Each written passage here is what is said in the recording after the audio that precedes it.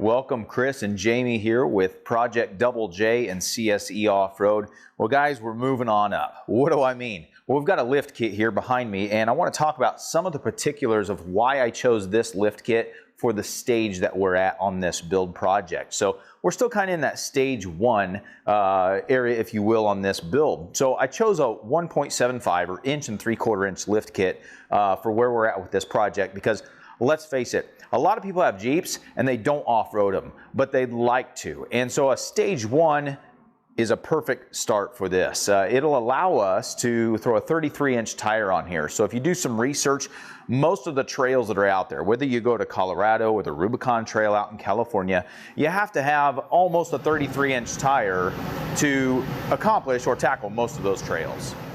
So what's included in this kit? Well, number one, you're going to get shocks. These are an upgrade over the stock shocks. It's going to improve your ride and your off-road capability. You're also going to get the coil spacers that go on top of the coil springs, which you'll see in the installation of the video.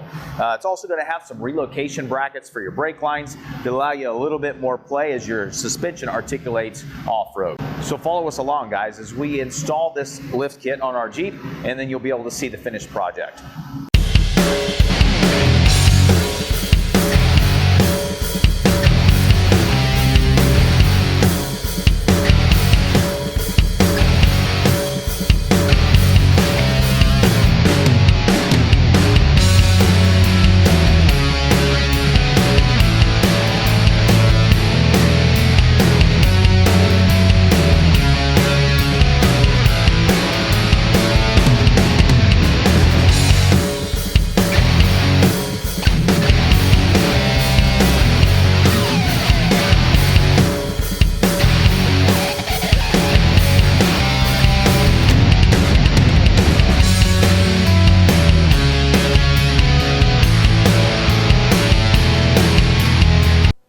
So the install was pretty straightforward, guys. What I will share with you, though, we ran into a couple hiccups. As you can see, the shocks that were on this thing are just rusted. Now, we're here in the Midwest, so that's expected, but just be prepared to run into some minor issues when you're dealing with a vehicle this age. Again, it's a 2007.